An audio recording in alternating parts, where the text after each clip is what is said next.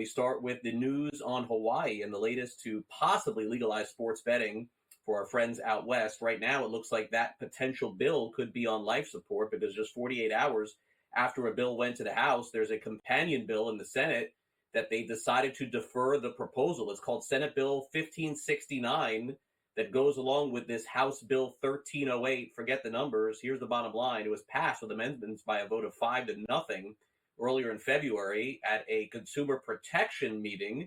They went without dismissing it without hesitation. So as of right now, it would appear nothing happens soon with the state of Hawaii. Maybe in the future we will see, but a lot of opposition here, especially with the Hawaii Department of the Attorney General and other government departments. And so stay tuned. For those of you who live out in Hawaii, no sports betting, at least for the time being. Meanwhile, there's some good news for the Pac-12 and the Mountain West. They finally agreed to mediate lawsuits. Of course, right now the Mountain West upset with the Pac-12. Pac-12 upset with the Mountain West. They said Thursday that they've entered a mediation with Boise State, Colorado State, and Utah State, of course, for leaving the conference.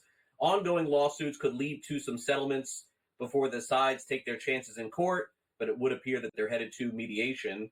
As part of the agreement in 2023, the Mountain West included language that called for the Pac-12 to pay a fee of $10 million if the school left the Mountain West with escalators of $500,000. Naturally, conferences don't want to see their teams leaving, and that indeed was the case. Here's the statement, by the way, from the Mountain West, for those of you who are interested, as the ball continues to roll in their favor. The goal is to resolve the parties' dispute through terms mutually agreed by the parties. West Coast Conference agrees to remain confident in their litigation. Needless to say, eventually this will get worked out, and there'll be some payments made to the Mountain West in the future. Okay, some unfortunate news in the NBA as well. Future Hall of Famer Greg Popovich, head coach of the San Antonio Spurs, has won several championships with them, is not going to return to the Spurs this season. He met with the players and said that returning and his NBA future is uncertain. Of course, he's had some health issues dating back to last year. Meanwhile, in the NBA last night, the clock keeps turning to LeBron James's age. It doesn't seem to matter. The Lakers beat the Timberwolves last night. Final score 111-102. LeBron, by the way, last night had one of his best overall games of the season. 33 points for King James, 17 rebounds. Luka had 21 and 13. Lakers keep rolling. Meanwhile, it was the game of the night, as we said. Not only did LeBron James have the big game, but also Steph Curry had his biggest game of the season. 56 points for Steph Curry to go along with 12 three-pointers as the Warriors beat the Magic 121-115. Curry had 12 threes in the game, 22 points in the third quarter. They trailed by 14. They ended up leading by 5. Steve Kerr still in amazement on the future Hall of Famer. Yeah, I mean, Raymond just said it was his 26th game with 10 or more threes. So we're spoiled around here. We're used to it, but it never gets old watching. I can tell you that. I think the fans here tonight, even the Magic fans, they know they're witnessing greatest shooter ever and one of the greatest performers ever. It's not just the shots going in; it's just the fluidity, the beauty of his movement and motion, and his audacity, the shots that he's willing to take. He's an incredible performer, and he put on quite a show tonight. Still witnessing greatness in Golden State as well as Milwaukee. Man, Giannis, certainly when he's at his best, he can help the Bucks beat any team. That was the case last night. They beat the red-hot Denver Nuggets. 121-112 was the final score there. Giannis, 28 points, but had a season-high rebounds with 19 in the game yesterday. Nikola Jokic, of course, had his triple-double, 32 points, 14 rebounds, and 10 assists. Great matchups here of MVPs. And Doc Rivers very cleanly saying after the game, this is a team that when they're on, his team can beat anybody. Yeah, we just play well, man. You know, but we beat the Clippers, we beat Oklahoma. No matter if it counts or not, we still beat them, and then won this game. So we're not going to let that be taken away from us. It doesn't mean anything except for it's a home game that we needed, and it was a well-played game. It was a very physical game, and I was disappointed after the Rockets game because I thought we didn't. We were the bigger team, and they were more physical. and that bothered me. And tonight, you had two big teams, and I thought we were the more physical team. In the first half, I thought they were the more physical team, and then in the second half, we turned it around.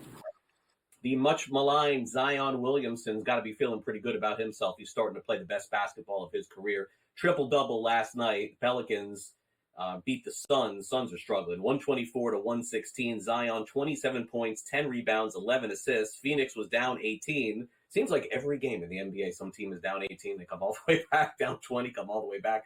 But in this case, the Pelicans did dominate the fourth quarter. Here is Zion on his big performance. So we took a step in the right direction. Now it's just being super consistent with it. What's it like for you personally to get your first career triple-double? It's dope. But it's funny because there were so many times where I feel like it could have happened, but I never forced the issue on it. But tonight my teammates was like, nah, you got to get it tonight. So I had to thank my coach and my teammates for that. It's been a fun week of college hoops, including some buzzer beaters. First was Michigan State over Maryland. Michigan returned the favor over Rutgers last night. Final score 84-82. Nimari Burnett had a three-point shot that went in at the bucket, so Michigan, ranked 15th, wins. And as of right now, their record is 22-6 and 14-3 in the Big Ten. So, of course, that puts them in a tie with Michigan State for the conference. It's going to go right down to the final week of the season. Meanwhile, number 5, UConn, the women claim their 5th straight Big East regular season title as they beat Creighton 72-53. Sarah Strong had 22 points and 9 rebounds in this game. And Gino Auriemma, who has had success for decades, continues to, and talked about another accomplishment. In 1985, our goal was to just make the Big East tournament, just to be able to play a game in the Big East tournament. And when we made the Big East tournament that very first year, we celebrated like we had accomplished something really, really significant. And I don't want it to all of a sudden be, well, it's national championship or bust at UConn, that winning regular season championships doesn't matter anymore, because it does matter. And we've always made it matter. It's always been important to us. And it's taken its toll, trust me.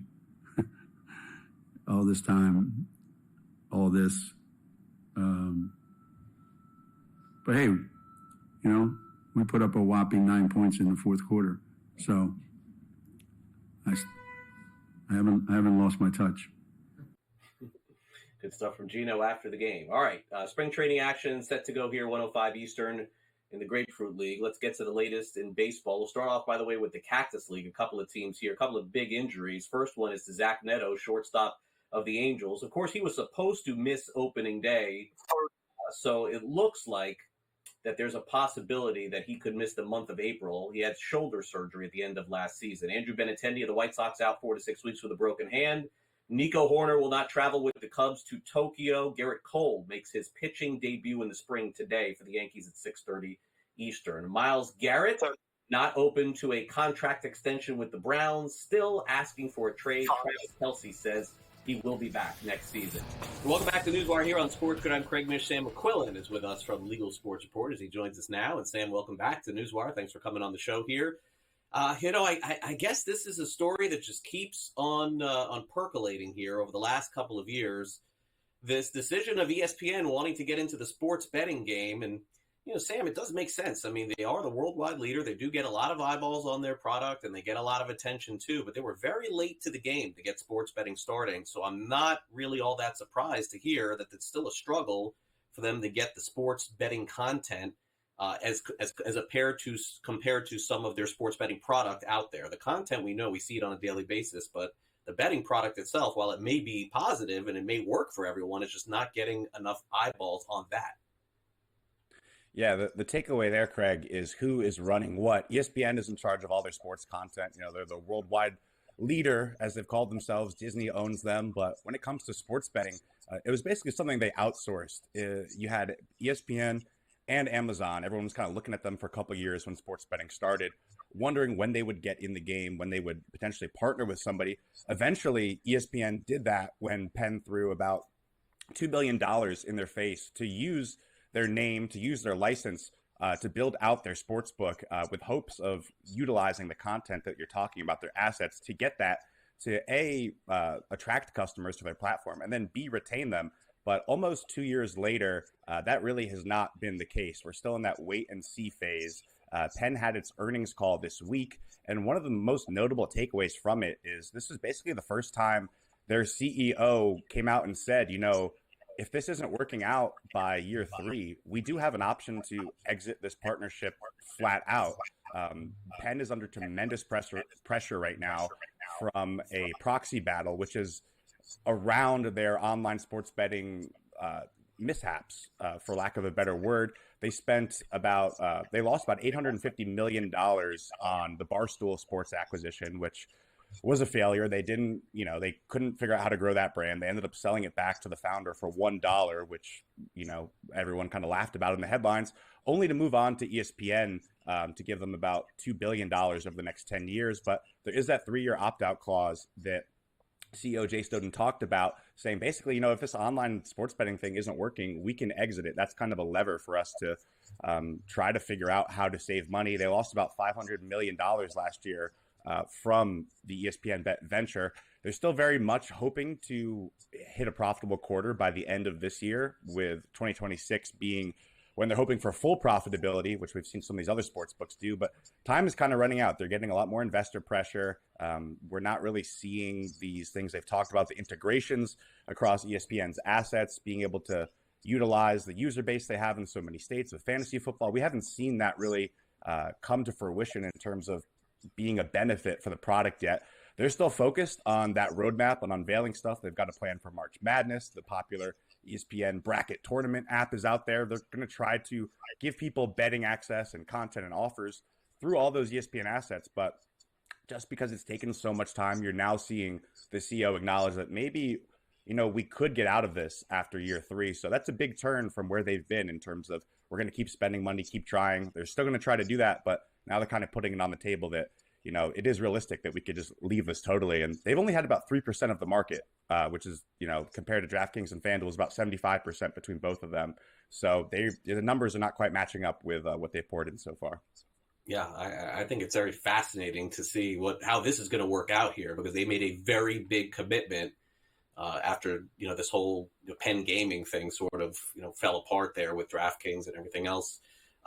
Okay, so now let's get to Rush Street Interactive. Let's not end our week here, Sam, on a sour note. Let's get to a good note. This is a nice company that has continued to grow here in 2024. Tell us more. Yeah, Rush Street Interactive, they own Bet Rivers, which has been kind of regarded as one of those betting brands, like an ESPN bet, that hasn't really made a big inroads competing with the tops.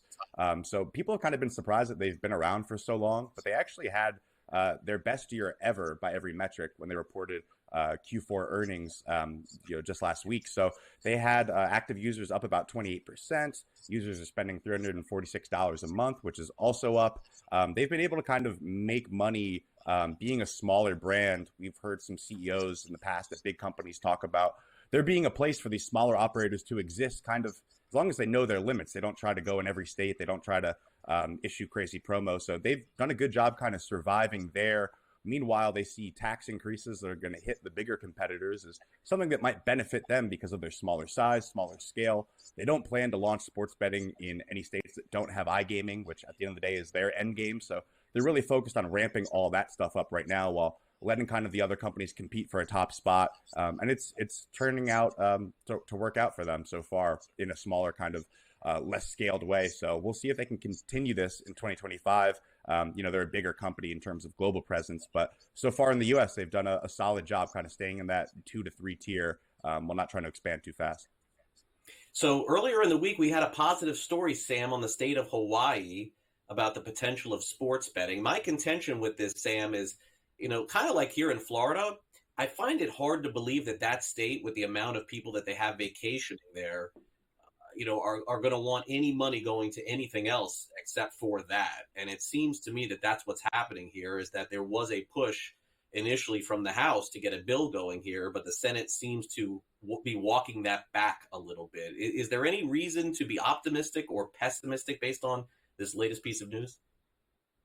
Yeah, I think you have to go in with measured optimism, knowing the limits, knowing how hard it's been to advance any gaming bill in Hawaii. They're one of those states that don't have, really any gaming industry at all, any lottery. So it's anytime you're going to talk about legalizing online sports betting, that's a big change. But it's funny to talk about year end in picture. Already the end of the year is kind of coming to mind of which states are going to be able to do it. Hawaii has this deadline next week, and this bill advanced a committee this week, which puts it in position to be voted on, though a similar bill on the Senate floor did not advance. So essentially what happens now is the House goes to this bill with possible changes they believe the Senate didn't like about the version that it voted on in the Senate. When it progressed through the House committee, some members had reservations as well. So there could be more changes in store, some bargaining chips put on the table to kind of get this deal done. One of them we've seen talked about is the tax rate.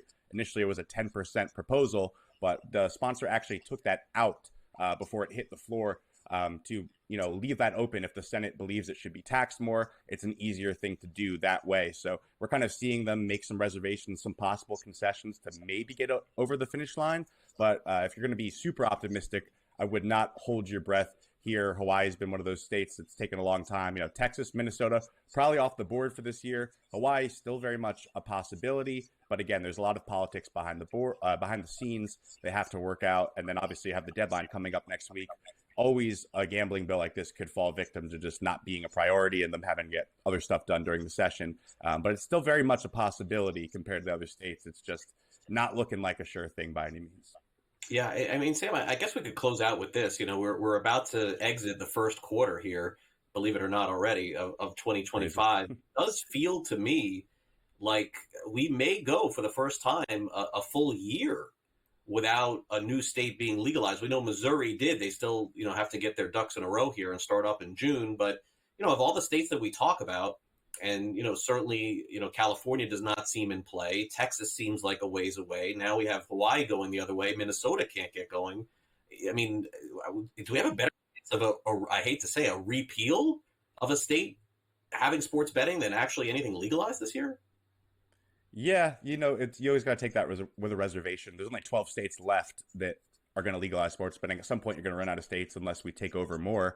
But at this point, you're saying, there's a lot of stagnation. It'll be really interesting to see how that impacts the industry itself when they've had all these launches to look forward to, all these promos to put out, commercials, flood a new market, and sell their base on growing their share that way. It'll be interesting to see if indeed we do have no new states legalizing sports betting this year. It would be the first time since the PASPA repeal. So definitely a new kind of year for us.